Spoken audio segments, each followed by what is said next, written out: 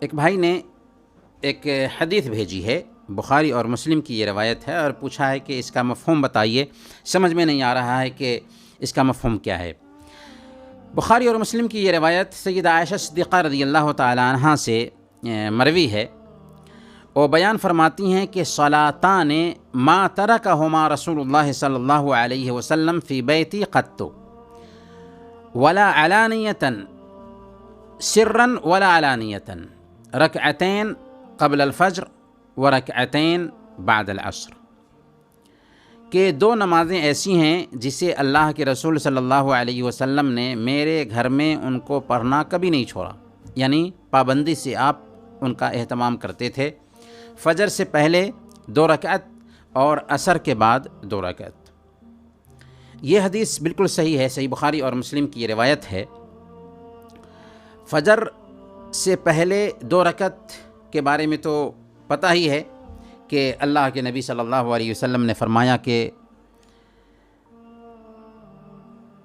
فجر سے پہلے کی جو 2 رکعتیں ہیں خیر من الدنیا وما فیہا، دنیا اور اس کے اندر جتنی بھی چیزیں ہیں ان سب سے بہتر ہے۔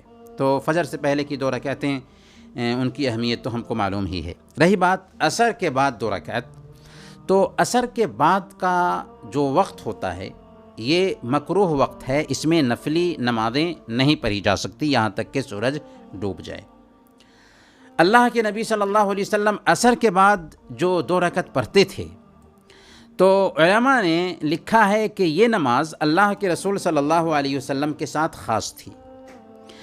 ایک بار آپ صلی اللہ علیہ وسلم کی ظہر کی 2 رکعت چھوٹ گئی تھی، ظہر کے بعد کی 2 رکعت آپ سے چھوٹ گئی، تو اللہ کے نبی صلی اللہ علیہ وسلم نے اسے عصر کے بعد ادا کیا تھا، اور پھر اس پر ہمیشگی برتنے لگے تھے، کیونکہ آپ صلی اللہ علیہ وسلم کا معمول تھا کہ کوئی کام شروع کرتے تھے تو اسے لگاتار جاری رکھتے تھے۔ صحیح مسلم کی روایت ہے، اس کی مزید وضاحت ہوتی ہے۔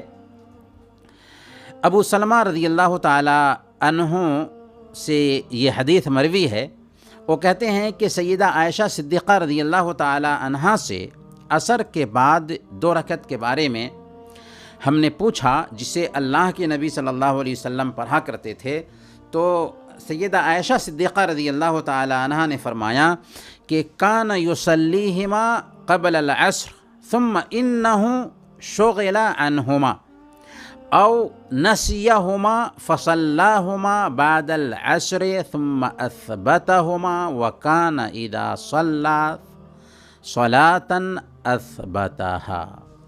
یہ ہے حضرت عائشہ صدیقہ رضی اللہ تعالی عنہا کی بات کہ اللہ کے نبی صلی اللہ علیہ وسلم ایک مرتبہ ظہر کے بعد کی جو 2 رکعت ہے اسے آپ پہ نہ پڑھ سکے، مشغول ہونے کی وجہ سے یا ادائیگی کی وجہ سے، یا بھول کر کے اس کی ادائیگی نہ کر سکے تھے، تو آپ نے ان 2 رکعتوں کو عصر کے بعد ادا کیا۔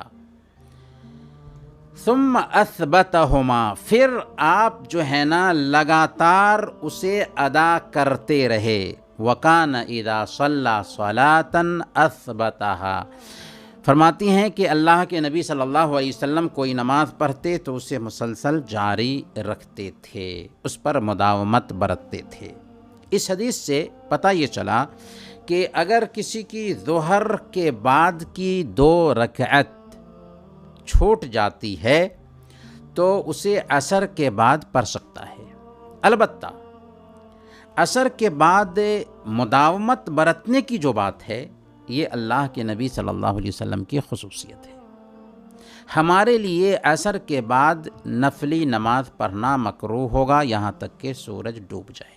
محترم بھائیو، یہ حدیث جو ہم نے آپ کے سامنے میں پیش کی ہے، اس حدیث پر ذرا غور کر لیتے ہیں۔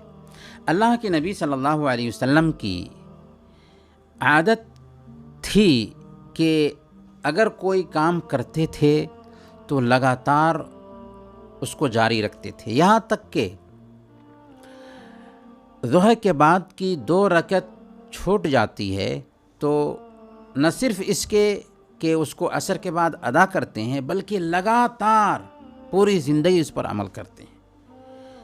اب ہم اپنے دل کو ٹٹولیں اور من سے پوچھیں کہ ہماری کتنی سنتیں یوں ہی ضائع ہو جا رہی ہیں اور ہمیں ان کی پرواہ بھی نہیں ہوتی۔ آخر ایسا کیوں ہے؟ اس لیے کہ اللہ فرماتا ہے بل تؤثرون الحیات الدنیا والآخرۃ خیر وابقیٰ، بلکہ تم دنیا کی زندگی کو ترجیح دیتے ہو، حالانکہ آخرت کی زندگی بہتر ہے اور باقی رہنے والی ہے۔ تو ٹھیک ہے، اللہ کے نبی صلی اللہ علیہ وسلم کے ساتھ یہ عمل خاص تھا، لیکن یہ تو دیکھیں کہ اللہ کے نبی صلی اللہ علیہ وسلم نیکیوں کے کیسے حریص تھے، رسیا تھے، کہ ایک مرتبہ کوئی عمل کرتے ہیں تو لگاتار آپ کی زندگی میں وہ عمل جگہ پا لیتا ہے۔